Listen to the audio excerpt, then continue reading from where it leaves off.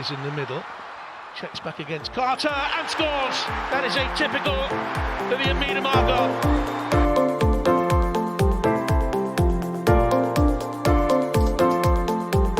Quickly gets it back again. Oh, what a goal! Well, that sums up her season.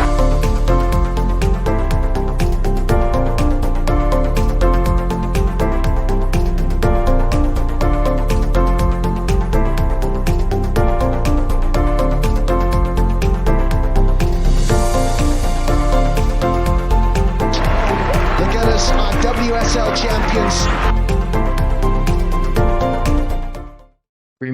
Remember the 5th November, the Dutch treason and plots. Once wasn't enough, be careful, because Stina is about to make it twice. Ladies and gentlemen, welcome to Vic Akers Wonderland. I am your host, Matt, and I am joined by the ever mystical predictor machine, that is Adam. Yes. How are you?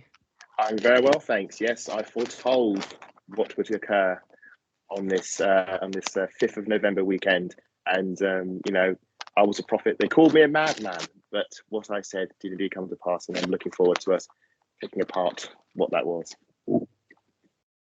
And as ever, we can never have a podcast without her, because otherwise we get told off.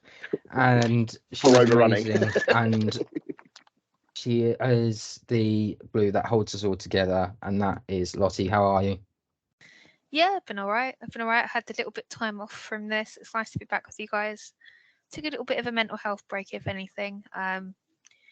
So yeah, thank you for keeping us going as always. But yeah, no, I'm back. We won't be sitting here for nearly 90 minutes talking football. As much as you two love talking about it, sometimes you got to pull the reins back, and you forget to do that, which is great. But it takes forever on the old editing. It takes literally takes a 45-minute job into 3 hours. It's good to have you back to keep us in check, Lottie. So yeah. So we will start with a few items that we forgot to briefly mention. The women's Ballon d'Or was officially announced. So it's just some players of interest. 25th on the list was Sophia Smith.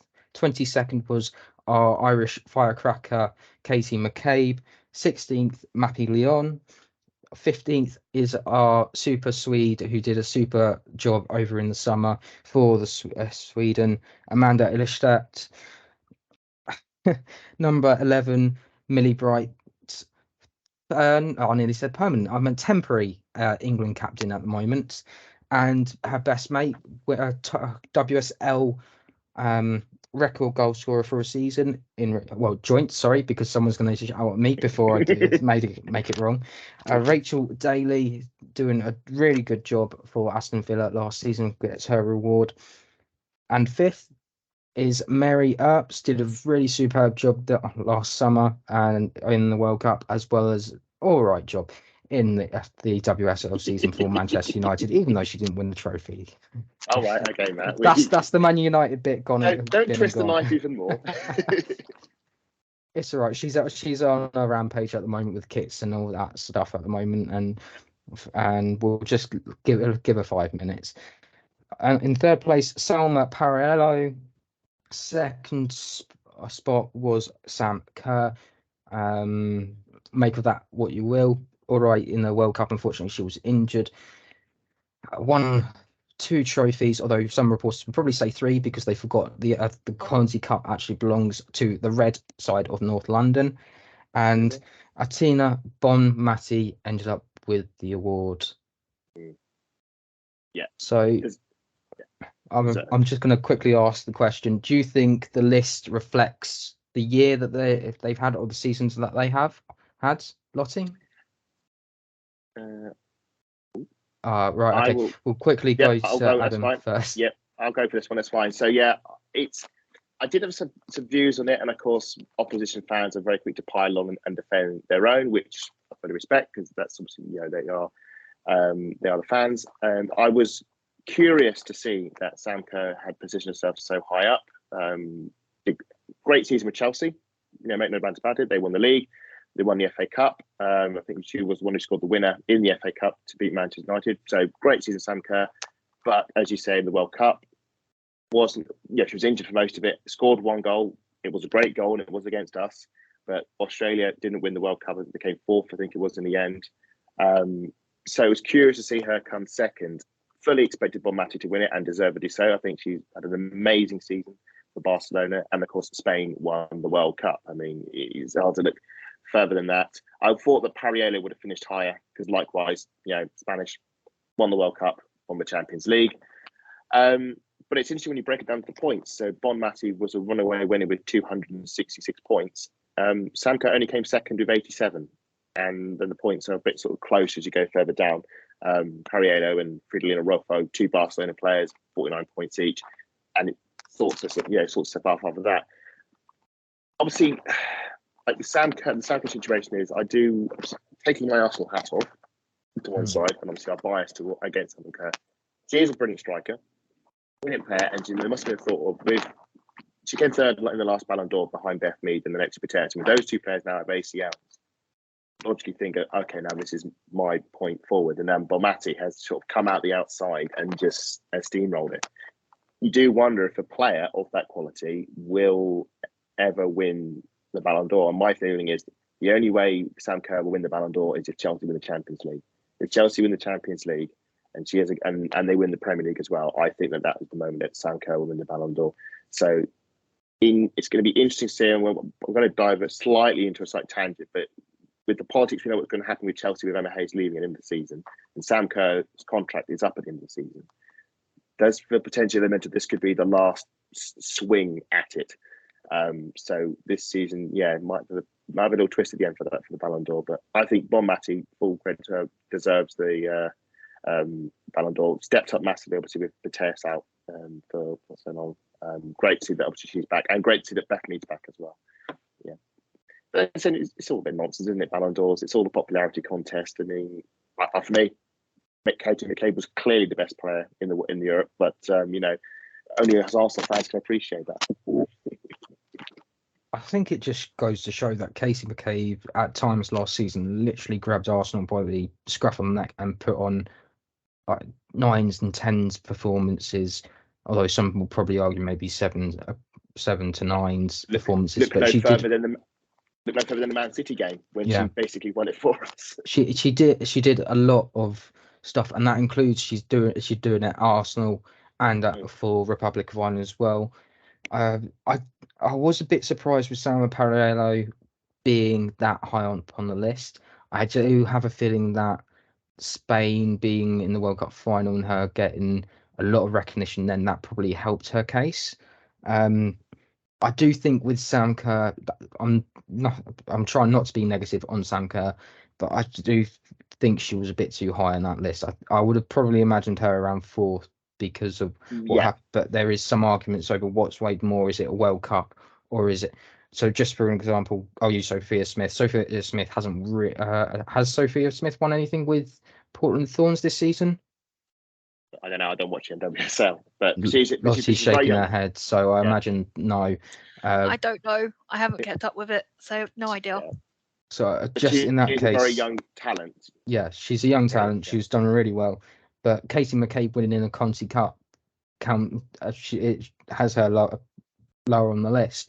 So it's very questionable. Whereas you look at someone like Rachel Daly, who's only got the WSL boot to really talk about, and she's got no trophies apart from that, and she's higher than Millie Bright, who had a double winning season and captain. Interestingly that one, they both finished on 17 points. So I think there's other criteria it falls back on.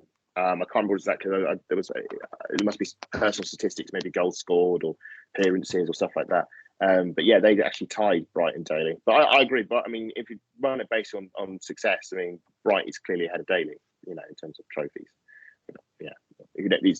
I remember when Meadow was asked about these sort of individual trophies and why she may not be nominated, and she gave a very blunt, very sharp sort of view on it, and it wasn't positive. And it's a popularity contest, is it? We know who the real stars of women's football are. Don't need a UEFA competition to prove it. So we also unfortunately forgot to say happy birthday to two Arsenal legends. One of them had their 60th birthday, and that was Ian Wright. So happy birthday to Ian Wright. And Yeah. the other one was Lioness and Gunners. Not well, I suppose in a Legend. way, legend, icon, however you want to call her, Rachel Yankee. I hope you both had a really good day and enjoyed yourselves, because we forgot. We do apologise. We completely forgot about that, and we'll. Yeah. Should I shout out on Rachel Yankee if you do get a chance? There's some really good goals on the pre-WSL goals. If you get a chance, there's a brilliant free kick she scored. I think it's an FA Cup final. It is out there somewhere to do. If you can, there's a fantastic way out. Loops it straight over the keeper, top bins. There's a. I'm going to quote an previous Arsenal player that will obviously make some people angry. That's Emmanuel Adebayor. If you remember that chest twist volley he scores against Spurs, Rachel Yankee did something very similar against Birmingham in the Conti Cup final. It's a brilliant bit of technique. Takes on the chest, spins, levers it into top bins. A brilliant, talented player. Career was sort of coming near to its end just as the WSL was taking off. But wonderfully gifted player, and doing great stuff now out of the game with obviously the punditry and the podcast. So that's her birthday to Yankee. Yeah, she was a fantastic player, and it does make me wonder if we could have maybe seen her play. Should any of the current players get a testimonial, maybe? Although testimonials seem to be going out the window, which is a bit unfortunate, because a lot of fan favourites sort of fall by the wayside, and you're like, oh, I wish I could have seen them play live, and you never get that. She's done Soccer Aid. She has been on the old Soccer Aid, so they do come occasionally. Kelly Smith likewise has obviously done Soccer Aid. So just keep an eye out for them. Yeah, they do turn up at charity, come to matches. Brilliant. Rachel Yankee's very big on coming to the Arsenal games when she can, if she's not doing punditry work as well. So, the tickets for the North London derby, which was moved to a 12 p.m. Midday clash.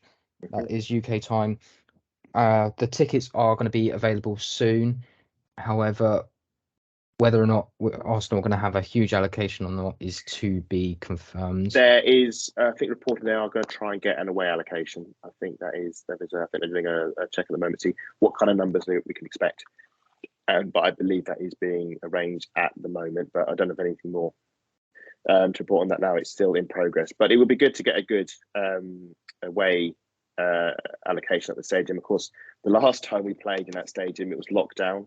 So no fans, and then the previous one we won 2-0, and I think that was back when we used to have mixed fans. So Arsenal fans sort of scattered amongst Spurs fans, which just was wrong.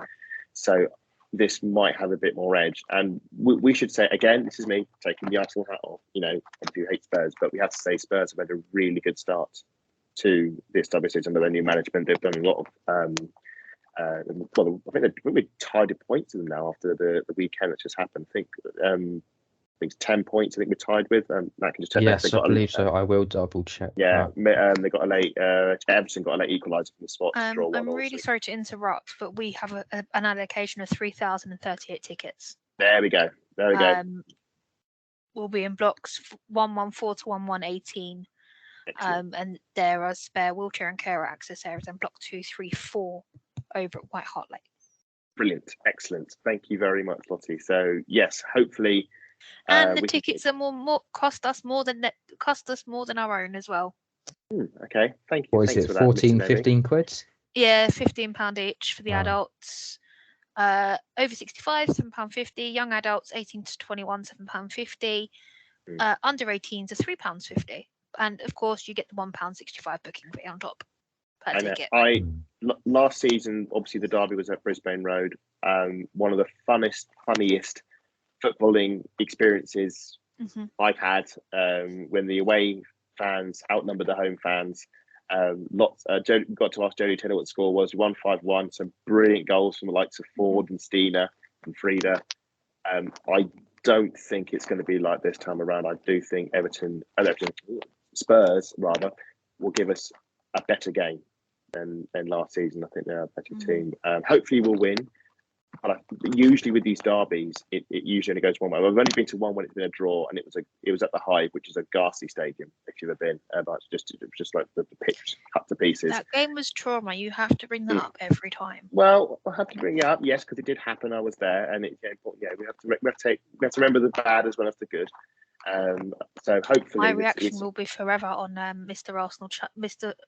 Is it Mr. Arsenal? Ryan's channel. My reaction will forever be on YouTube now.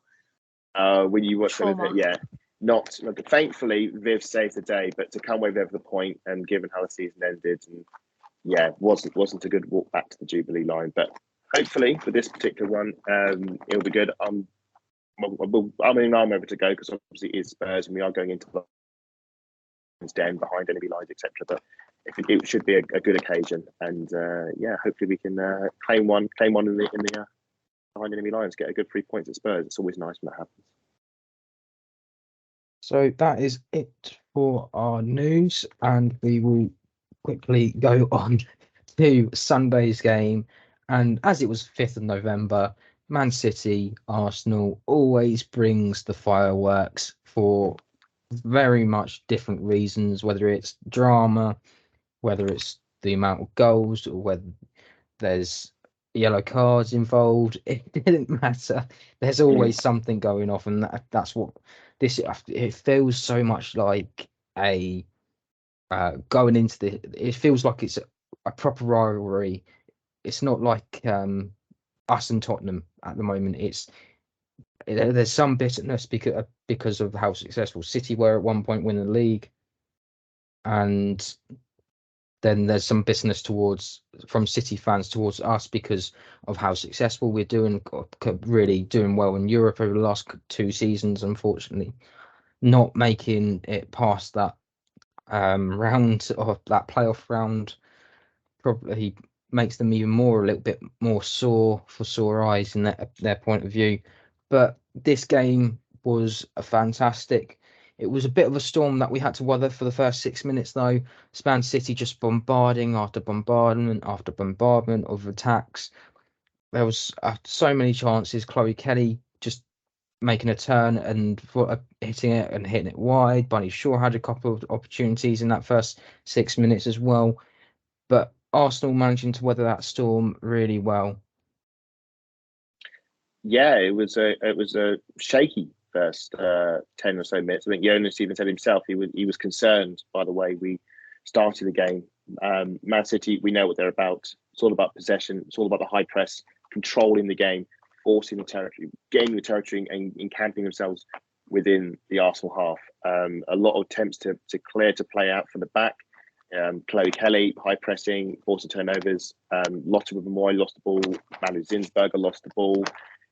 And it is a bit worrying. I want to try and be quick with words. I've done a big piece in this for Sporting How, which should be out in the next few days, sort of going into a bit more detail about this. But Gareth Taylor's football is good and bad in equal measure, in that he gets the team to play very high intensity, high pressing football, and very good passing his back. Unfortunately, his attack is completely one dimensional. So while you notice that while they have the ball, if you've got a really decently set up defence, and on the day, we went to a back four. We had Lotte and Amanda defence, who I thought were amazing in defence. I thought they were really best. I know we didn't get clean sheet, but best defensive performance of a back four, not having to go to back five this season so far.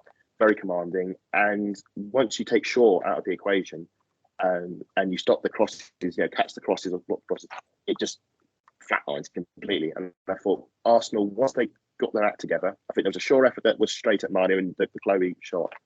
Once they sort of worked it out, and that happened after the goal, which we'll get to, Man City became their 10. Whilst they had the dominance, they never had the threat. But the first 10 minutes, I was watching, because I was apprehensive going into it, because Man City are the form team coming in, unbeaten, 3 out of 4 wins, and unlucky to lose to Chelsea, whereas we're sort of coming up on the way up. Our only wins are against the bottom 2 sides in the league, which is a great metric for progression. So I was thinking this is going to be a huge flip for both teams in order to win. And those 10 minutes were a bit wobbly. I think if that was the moment I thought we were going to lose the game, but we didn't. We hung in there, and then things changed for us. And they did, with a fantastic link-up play. A minute later, that's 7 minutes on the clock, Caitlin Ford is played through. She's holding up the ball really well, being tightly marked. She's just waiting and waiting and waiting. And as soon as she feels that Steph Catley, she is wonderful, making a rocking a firework of her own. Again, it's that left foot that it's just so magnificent to see. The amount of times that we've seen goals from that left foot over the years, and whatever anyone says, they got the WSL goals wrong because they said that was her second WSL goal. I know for a fact it's been more than that, because I was at 2 of those games, West Ham and Leicester. Leicester, yeah. So yeah, actually, oddly enough, that goal against West Ham was very similar to this one, and then the goal against Leicester was the Olympico, which was from the corner. But yeah, getting that 1-0 very much against the run of play. How did you feel, Adam? Relieved, very much so. It was a beautiful thing to watch, because we were obviously struggling with the Man City press, trying to play it short, trying to play out there, getting the turnovers and keeping the ball in the box. But I think it's Lauren.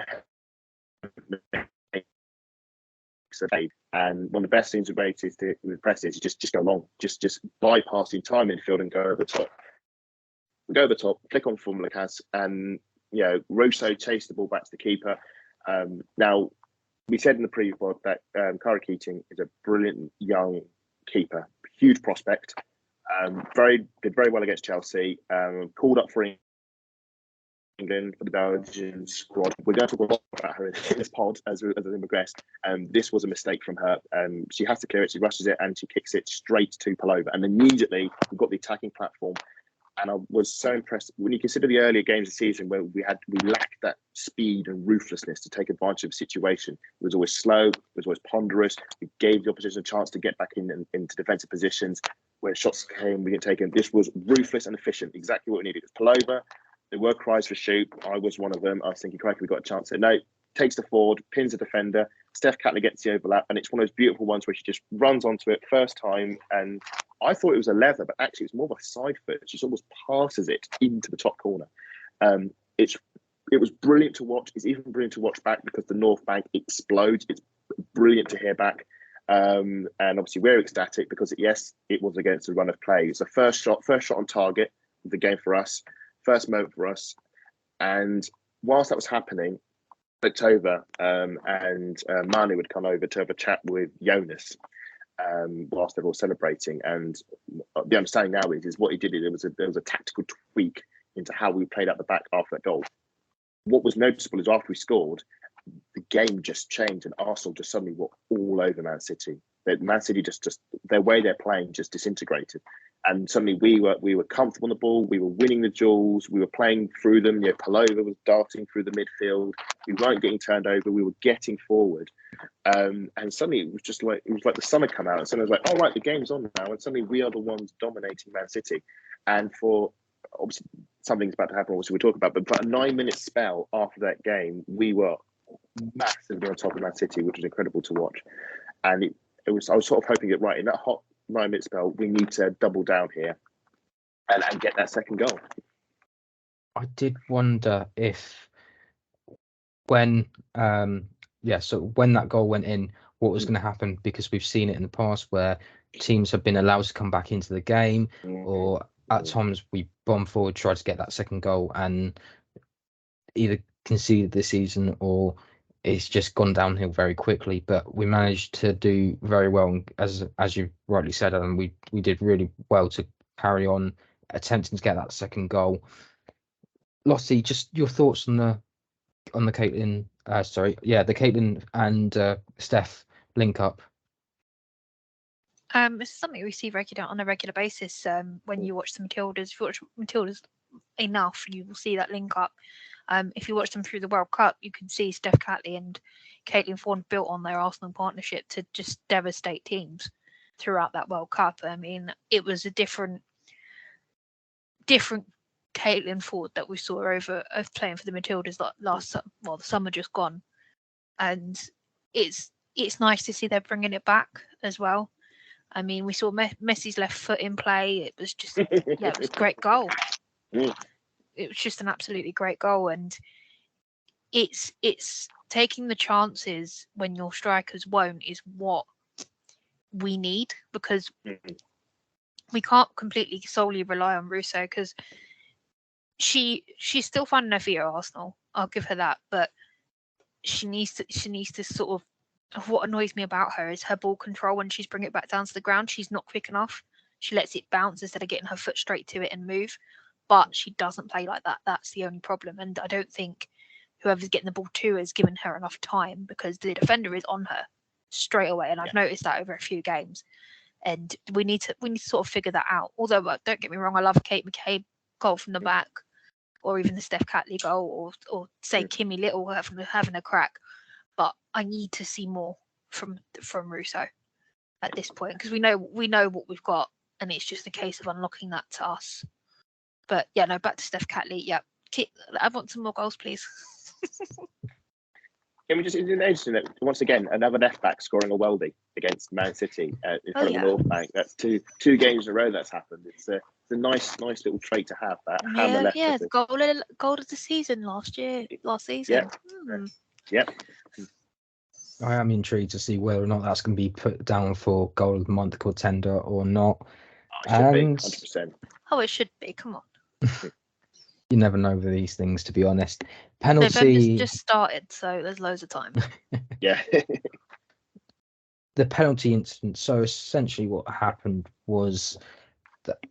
Oh, there we go. What happened was that there was I believe it was Angadell's gone to pass it back to Kira Keating. Kira Keating's gone to take a swipe. Chloe Cuss, absolutely right on point. She was doing really well with the pressing. For what I was seeing from her, she was fantastic throughout her time on the pitch. Just pinches it in front and getting there. And as Kira Keating's gone to smash it up the field, she's caught Chloe, and Chloe's gone down. Penalty given. Then, in a bit of a bizarre turn of events, it looked like Alessia Russo was going to take it, but any Arsenal fan would say, no, she's doing this on purpose, just to say, oh yeah, I'm taking it. I'll take all the grief for the last minute, and then Kimmy will take the penalty, which she did right into the left, the right hand side. Her right, Kira Keating's left, and Kira Keating pushes it onto the post away for a corner kick. I believe that's the third or fourth penalty now that Arsenal have missed in a row. Is that correct, Adam? It's four. So it's not good. So obviously Kim missed a previous one against Linköping in the Champions League qualifiers, and then McCabe missed 2 at the tail end of the season against Chelsea Brighton. and Leicester City at Meadow Park, which obviously me and Lottie were both there for. That penalty was absolutely awful. Like, I'd understand if she was standing the Leicester one. Yeah, Leicester one was terrible. I'd understand if she was standing from outside the box, that would have been perfect, but no, too much power. It was, it's the last penalty we scored was actually that Brisbane Road game against Spurs. It's slightly worrying that we're actually having a bit of a sort of penalty faux pas at the moment, because I've never known us miss 4 penalties, excluding shootouts. I've never known us to miss 4 in a row, but I had high confidence that Kim Little was going to score it.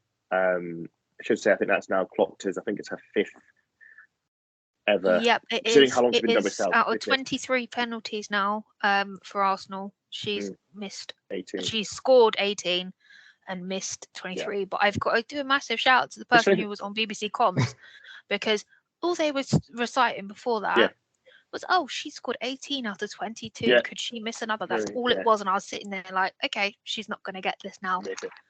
Should say, lo and behold, what happened?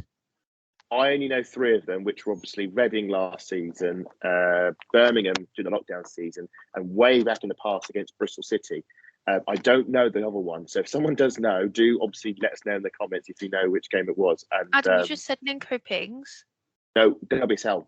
These are WSL penalties. Oh, the WSL ones. Okay. Yeah, this is purely WSL. I can't speak for the Champions League, but for purely WSL, those are 3 of the 4 I know. So if you do let me know, in Twitter and so forth, and I'll see if I can find it. I was gutted because this was so soon after the first goal, and we sort of had the momentum, and I was like, right, excellent, let's kick on. You get the second goal. This is it. We're going to go for them here. We've got them on the rack. It's a brilliant piece of work from the cast, must be said. To be alert to see the undercooked back pass, and Keating again she's too slow to respond to the back pass. She's caught on her heels. Lacasse Lacasse and I know we will question Russo about her foreplay, but I say her pressing with Lacasse, the 2 of them, is what got us the goal and the early penalty. So yeah, Kim's one of those players, put a house on her scoring, and have to say it's not quite in the corner, but Keating, it's a brilliant save on the post, inside the post, out and away. I wasn't sure if it was onto the post or save or back. It is a brilliant save for Keating. Gets the right way. If she gets the wrong way, it's a goal. Brilliant save, and yeah, a bit of redemption for her.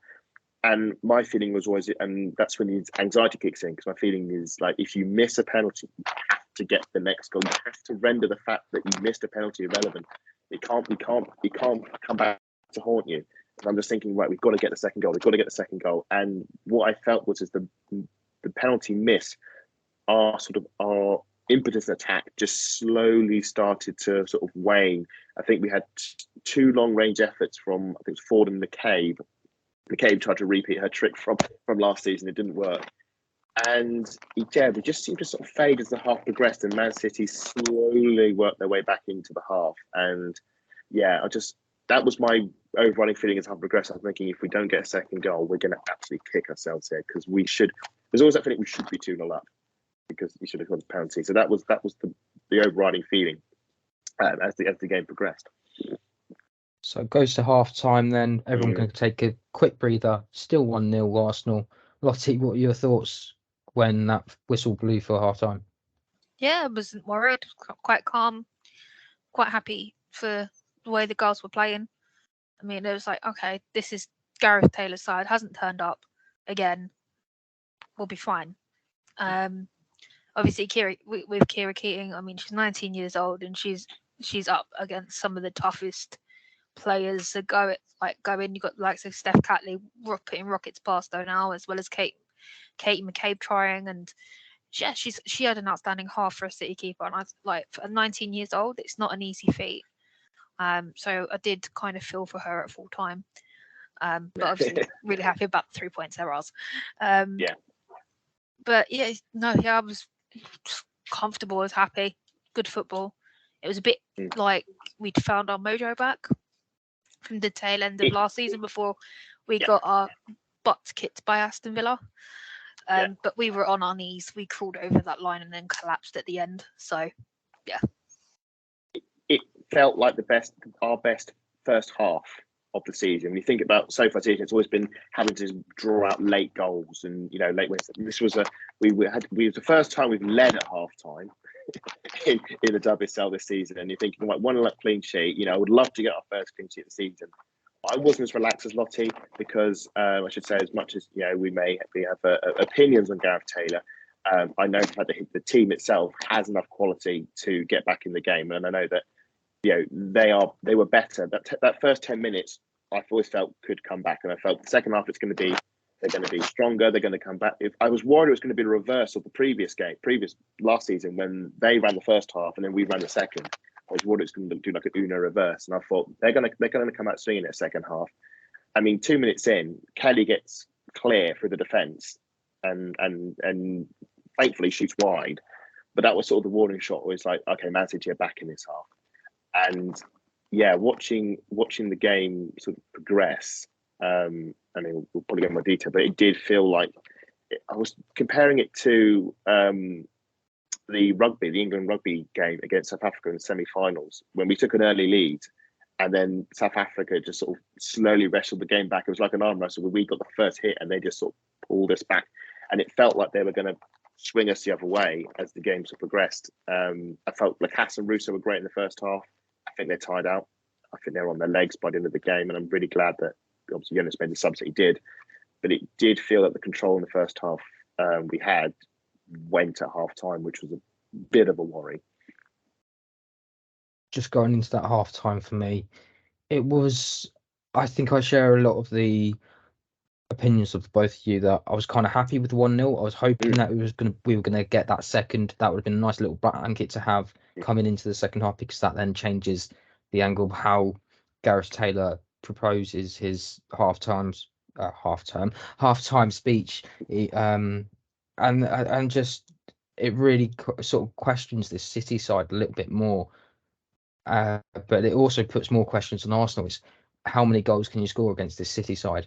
It also questions his approach to put Kiara Keating in goal at 19 years age, when he's got Sandy McIver, who's now playing for Scotland because she can't get an England game, and Ali Roebuck competing against her. And nothing against young players, because if you are young enough or old enough, you're good enough. Yeah. And I was intrigued to see how this would play out, and City came out the second half, so many opportunities to try and get a leveler. There was a Bunny Shaw header that hit the post. There was a Bunny Shaw header that hit the crossbar, I believe. There was a Chloe Kelly attempt. That was the same effort. It was a sort of an apex sort of crossbar header. There was plenty of opportunities though. That Chloe Kelly had another couple of efforts before she eventually scored, running in unmarked to score her goal. At this point, what were your thoughts for this one, Adam? Well, this is the thing. You're saying about shots and so forth. Before Chloe Kelly scores that goal, do you know how many shots on target Man City had in that second half before Kelly scored? In that second half, I would have probably said 2. 2, Lottie, any takers? How many shots on target Man City had in the second half before Kelly scored? Probably about 3. I 2? was putting my hands over my face every time I was getting stressed out. So, yeah, it's not fun when you're sitting next to the Tottenham Hotspur fan, and it's who's chuckling his head off at this whole game. It's none. They didn't have a single shot on target until Chloe Kelly scored the second half. They had 2 in the first half. This is the thing, and this is the thing about Gareth Taylor's football. It's quite deceptive, because watching it, you feel like you're manning the barricades. That the crosses are swinging in. Manu, it's very erratic. Yeah, there's crosses. There's the passing's all good. You've got Hasegawa at the base passing the ball around. We're having to go long. The ball's coming back, and and this is what I said. If you've got a competent defence that knows strong aerially, can get the blocks in, and a lot of blocks coming in. Man City were not that good. Bunny Shaw had a horror game. She was missing crosses, heading crosses against the posts, missing the target. There was a lot of missed shots in that game from Man City. They did not hit the target anywhere near enough. I think they had one effort inside the box in the first half, which was straight at Manu. Rord had a long range of that. Manu had a great save for in the first half. And then it was just a lot of passing, a lot of moving, and a lot of shots that we either blocked at close range or going wide. So it was sort of deceptive dominance. We were still winning 1-0. We had a few chances to break. Bethany came on to replace Lacasse, recharge the batteries, get the a fast right winger on. Great, gives us an out ball, and it did feel like we were. I wouldn't say managing the game, but we were in an okay place. The goal happens because of a defensive mistake. Frida comes on as well. She goes to clear the ball, and it's blocked at close range near the box, and the ball spins back to short. Suddenly, the defence is completely out of shape because we're looking to go forward and clear. And it's quick thing from short. It's a layer cross to Chloe Kelly, and it's an easy finish. It just smashes it into the box. Manu's got no chance. Smashes the net, rather. And of course, that was the fear I had, is that as long as everything was going as we were planning it, it would have been absolutely fine. But because that sort of moment of chaos has just flipped the table, and the penalty miss rears large in the back of your head, thinking, well, we should have been 2-0 up. We should now be 2-1 up. Now we're 1-1 up. And that's the worry. And you're thinking, okay, are Man City going to kick on here? They didn't.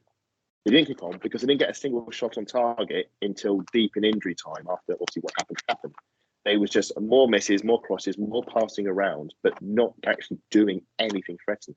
The only troubles Manu had was just coming and claiming the ball, and I think she did superbly well. I think that once you take crosses out of the equation for Man City, they've got nothing. because that's what we do. It's just Kelly and Hemp whip crossing for Shaw, or one of them whipping Shaw and whipping the crosses in for the other. And that was it. That was, once we'd done that, they had absolutely nothing. There was one scary moment where Shaw hit the deck. I think he was under pressure from Catley, and it maybe could have been a penalty. But other than that, as scary as it may be watching and seeing dominance, watch it back now. There is nothing. Honest, there is nothing to reflect. Nothing actually happened until the 89th minute. Yes, and just on that, Adam, because you have touched on a really good point. When you look at what we've done over the summer, what have Chelsea done, what have other teams in the WSL have done, and then you look at Man City and they've only brought in Jill Roord. Yeah. I looked at that and thought it just stinks of. Are they not? Were the owners not interested? Were the manager not interested in anyone? You would have thought they would have someone on the list. No. It's really bizarre because they usually go big and get a lot of talent in. They've had a lot of people leave. They've had a lot of players depart, going to Barcelona, for example, Real Madrid. There's been a lot of turnover, and you do sort of wonder why. But they've obviously brought a lot of players in. The feeling is because there's been so little departures as well. You've got a calmer summer to maybe get across the manager's message and integrate the team better. Jill Ward, I mean, she played for Arsenal. I wouldn't say she made a name for herself at the club, so I don't think she had a massive impact. But let's be honest, watch the World Cup. She did have a strong World Cup. There is talent there. Certainly when she played for Wolfsburg in the Champions League against us. Thankfully, no goal this time from Roord, which was nice. But no, there was no. You do question ambition. And when we did that the pod earlier a few months ago, now we've been at it and said, well, which team has had the worst window? And we said Man City. They've done nothing. They finished fourth and have done nothing to push on upwards. So yeah, a bit bizarre from Man City. I mean, they've had a strong start anyway, so you thought maybe it'd be all right. But obviously, the first time they've come up against away from home strong opposition, they've been found wanting, sadly. It is a bit of a shame, really, because Man City are one of those teams that you look up on paper and think these are going to be real contenders for the WSL. Best teams in the league, one of the top teams in the league, 100%. And for whatever reason, whether the fans do blame Gareth Taylor for his incompetence, and it does feel like if they had a Casey Stoney or another manager that was more experienced or knew their players inside and out, not to say that Gareth Taylor doesn't, it just feels like a Man City need a personal touch because they had success under, I believe it was Nick Cushing, and then Nick Cushing was their manager from the off. Yeah, one in the league. They've only won one league title in their entire existence, which is it does seem a bit bizarre that someone like that, it goes and wins them the league, and then they just haven't kicked on. They've got wealth of talent, and their star players come and go, or they've had players come in and go on like over in lockdown. They had Lavelle. Rose Lavelle and Mewis. And they're Mewis and Lavelle. They're two American stars. I think Mewis was only really the one that was actually sort of, we could argue, success. Lavelle hardly featured. It is an oddity, the Man City situation. So. It does make you wonder, though, is it really just a bit of a show for the City owners at this point? Are they backing their manager or anything? It's discussing over time, yeah. But I'll be interested to see how their season plans out up and towards December, because that's when you really know who's in the race. Yep. Lossie, what are your feelings on City, just on everything as a whole, just before we go on to the last goal? With City, it's just a kind of, I'm at the point with them, like, yeah, you've got Chloe Kelly, yes, you've got Lauren Hemp, yes, you've got Bunny Shaw, but you're not using them properly. You're not utilising that midfield properly, or yet alone your defence. And it raises the question of, if they want to compete and they want to start bringing home the silverware, does Gareth Taylor stay? I'm amazed he stayed on for another year. I mean, I thought he was going to go at the end of the season, but they extended by a year. You're right by the forwards. Its attacking strategy is so simple and one-dimensional. Thing it's is, insane. you look at it, and you look what Serena Wiegman does. Yeah. With Lauren Hemp and Chloe Kelly. They might not always play on the same sides, like together up front, but what we get out of them like 10 times better than what Gareth Taylor can give. I mean, Chloe Kelly, we know her lioness reputation. It doesn't need to be spoken about. It speaks for itself. Yeah. Lauren Hemp, we've seen her grow over the last year or so. She's continued to grow, but it doesn't seem like that is being applied at City. And if, again, as I said, if they want silverware, they're going to have to take a seriously look at their management and we shouldn't complain make too a plan loudly, of action and The decide longer- where they're going. The longer he stays at Oh, Man I've got City, my the better for Arsenal us. hat well and truly off, but I'm quite happy for City to continue how they're doing as an absolutely. Arsenal fan, selfish Arsenal fan. But in terms of improving the league, we need that. If you don't want the standard Chelsea winning every season, we need these teams to be more competitive. We need to step up our game. Yes, we've just brought back the Conti Cup, but I want to see silverware again this season. Yeah. I don't want to wait another season to see something else lifted. So it's a case of everybody stepping up, and it's funding, and it's loads of different little pieces of the puzzle, for to get a good league and to have the good teams in it. I mean, if once we get enough funding, we can expand. We can bring a few more teams up from Championship. They will get a little bit of better funding, not much, but it's something towards the game. And with that, we're just going to go and bounce onto the. Ironically, I did that the final goal. A long ball. I can't seem to find who played the long ball in the end, but it was a brilliant long ball, and it was just a case of what was going to happen. Kira Keating decides to come out, and there was some. Why was she out that far? What a I know. rookie I mistake. can explain this because I've done this before. So essentially, she Goalkeeper rushes out. Union, over to you. Yeah. She rushes out to head it, and some people seem to think that she got a hand on it as well, which I thought was a bit unusual. But it does. But essentially, she misjudges it, and instead of heading it out of play or heading it back towards the Arsenal half, it just bounces awkwardly off the back of her head and maybe her hand as well.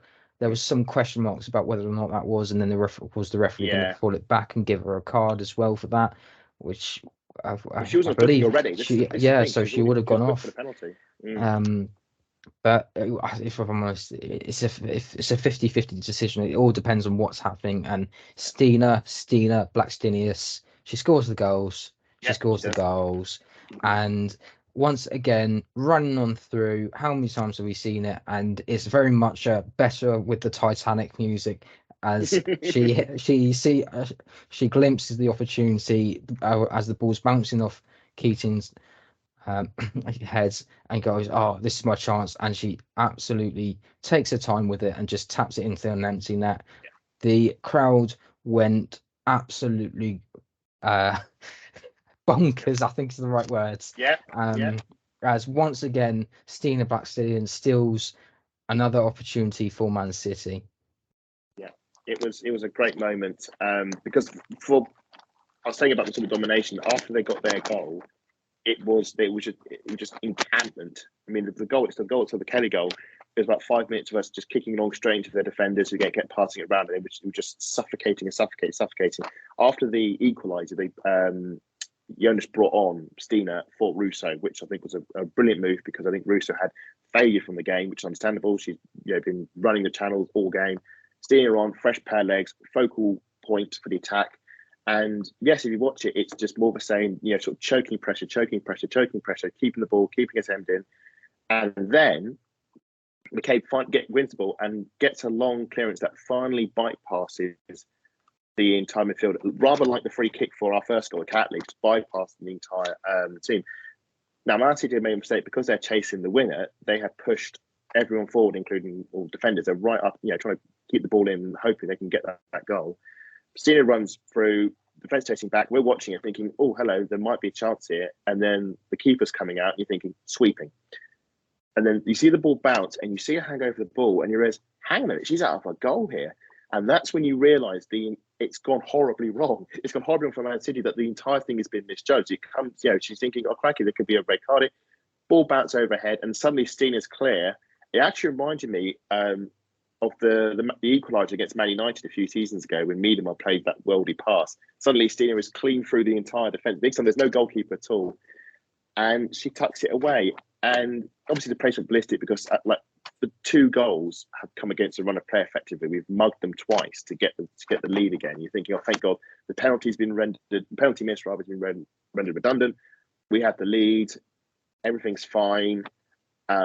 But I had so much sympathy. I mean, look, my eyes went to Cara Keating, and she was absolutely devastated. And I, in that moment, you just think football is such a cruel sport. And again, you watch it again full time. For such a young keeper to make that magnitude of mistake, it's going to be hard for her to shake. And I do have a lot of sympathy for her, and I hope she comes back from this because I wouldn't want to wish an error like that on anyone because that's just cruel. But well taken from Stina. Took the goal, finished it well, gave us the lead, late winner. I said on the pod in the preview, it would finish 2-1, and there'll be some very, very, very late drama. That would be, I'd said 90 minutes. There was some drama in the stand, sadly, on the 90 minutes.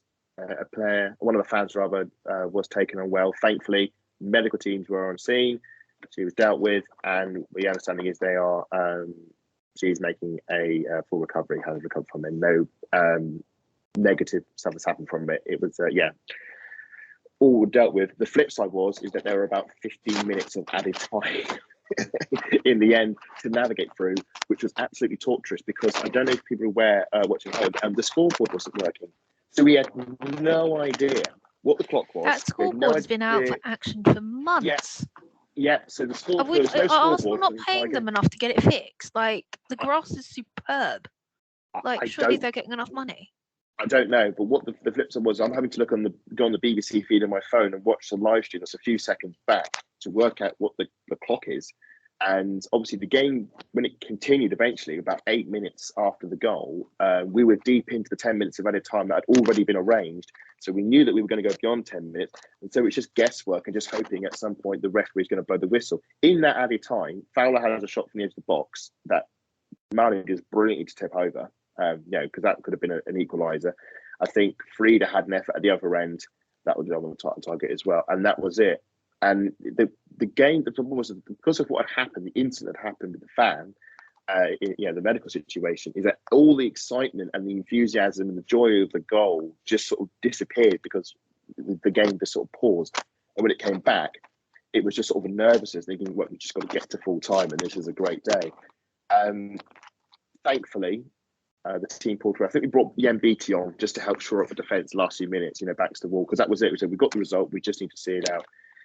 And we did, and Man City, didn't really, apart from that Fowler moment, punting into the box, didn't really do anything. And that was sort of the story of this, just as it was last season, especially in the second half, just nothing. Just a blunt attack, lots of nice pretty passes, lots of nice dominance, but no threat at all. And Arsenal showed a level of ruthlessness that we've not seen this season. And I'm actually chuffed that they've got all 3 points. It's a massive 3 points. We're now tied with Man City at the top, in the higher order, tied with 10 points. So our season is hopefully now back on track, and we can look forward to our Thursday night fixture against Bristol in the Conti Cup now. Just before we move on, it was really nice to see Manu at the end there consoling Kiara Keating, yes, who was in absolute tears. And it's not nice when you do something at that age when all you want to do is play football, and then you have your moment, and then something as small as that. And it was really nice to see that the BBC actually decided to show that as well. But it just on the goal itself, Lottie, what were your thoughts on those towards the end there as well? Kira Keating got Blacksteniest. Yeah. Let's put it that way. Mistake on her half, and then I'm sorry, but I love that meme. You leave me alone. You look so disappointed, Adam. It's ridiculous. No, well, it's just my moral compass. I'm more feeling sorry for her than sort of cheering. Oh no, I did feel sorry for her when she was in flooded tears, but unfortunately that's just how football goes. And with goalkeepers, they can't learn anything on the training ground. They've got to learn it in live games. So this is just the tip of the iceberg for her at 19 years old. I know that sounds really harsh and really horrible, but as our goalkeepers union will know, you won't learn anything in training. You don't learn anything until you're in that situation. So hopefully this is a learning curve for her, and she will go on to be absolutely much better than her two senior keepers that were on that bench on Sunday. So yeah, no, obviously the fan in the stand was all right, because I immediately texted you from home. Yeah, you did, especially, and I was scared, honestly. Yeah. BBC commentary actually did the right thing for once and didn't even say what had happened. Once we know, you'll know, and I'm like, no, you've already know. You're just not allowed to say it.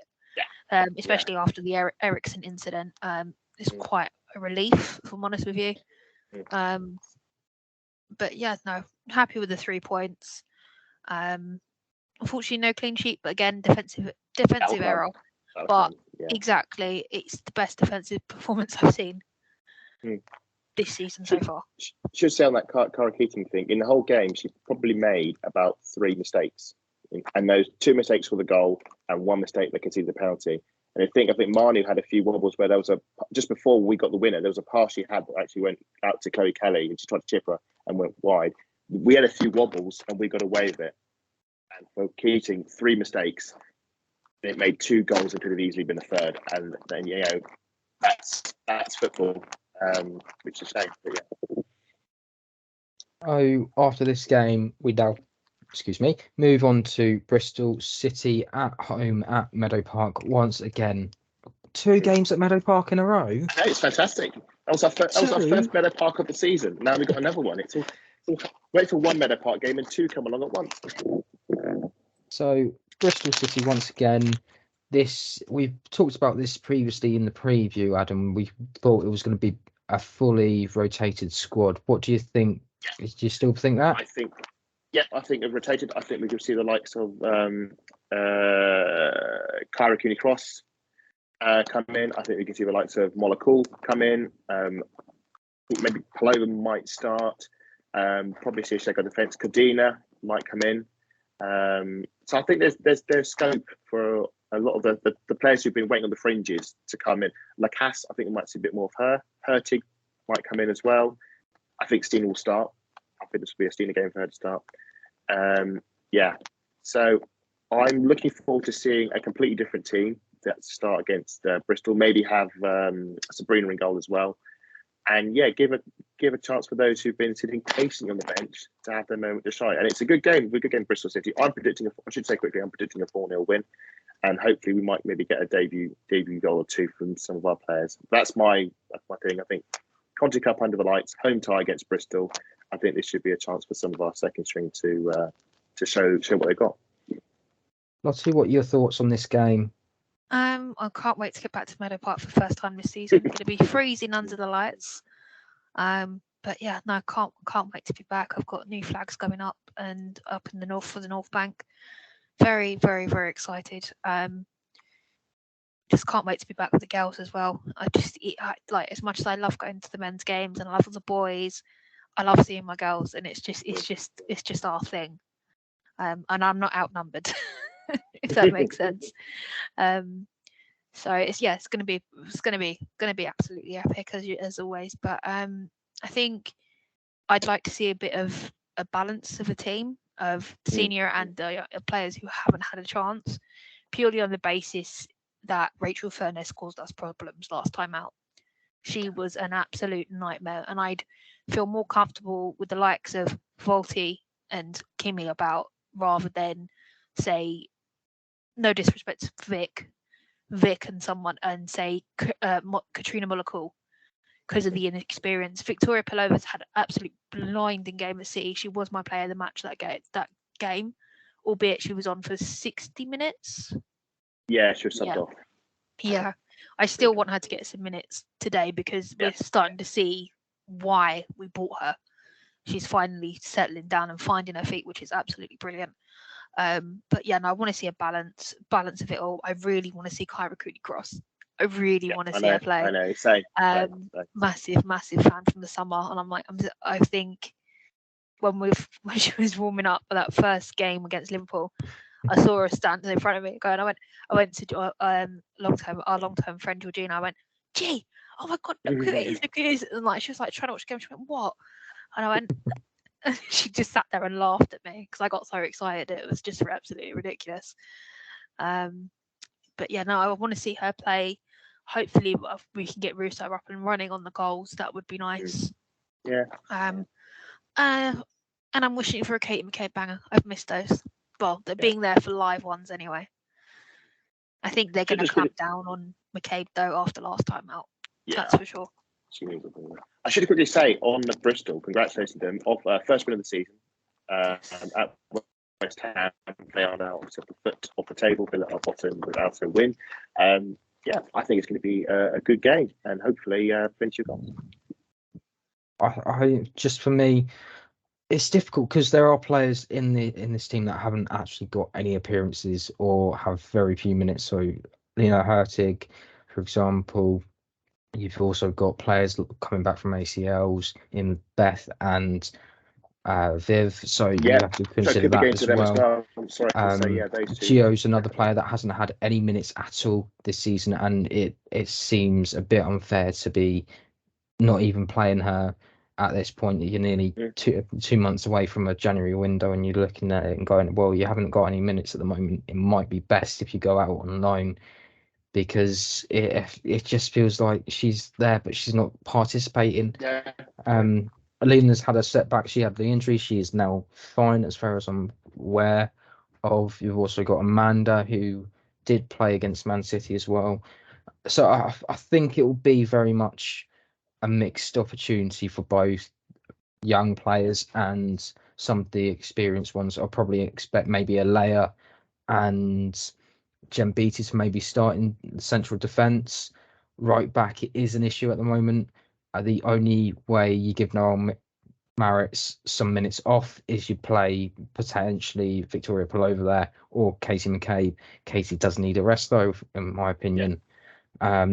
That then leaves left back, who's your play, because Steph can't always be playing, so that's a mystery in itself. The midfield is also going to be crucial. Who's going to put there?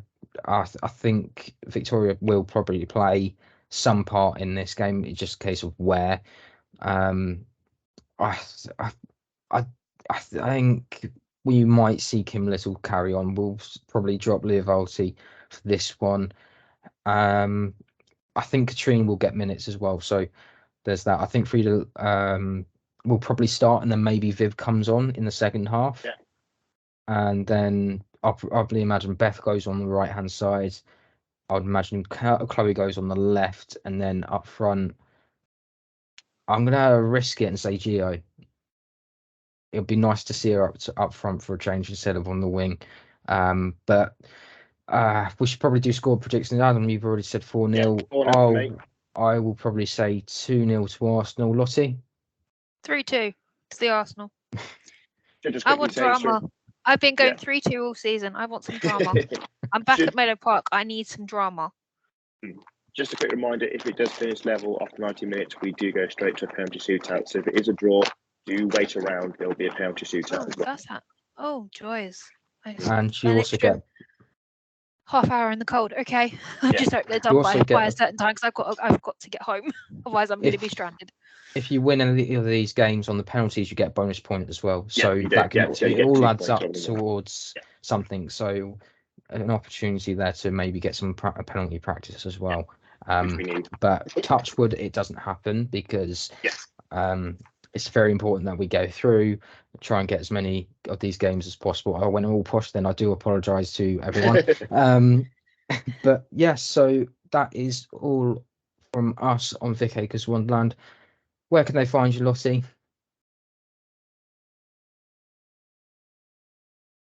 Sorry about that. My phone just went off. You can find me at Lottie_AWC on Twitter and Instagram, or you can find me on VAW Pod, which is our channel's main account. And Adam, where can people find you? Or not find you? You can find me at AdamSalter4, where I tweet nonsense about football. Mostly women's football, and if you like nonsense and video clips and all sorts of other crazy Women's Football Memes, or if you want to see me wind up other people from rival fan bases, which is always good fun, then yeah, follow me at AdamsWonderful. And you can find me at MattLR28. I hope you have a wonderful, whatever time of day you're listening, watching to this, and make sure you enjoy yourselves, and hope to see you on the next one. Goodbye.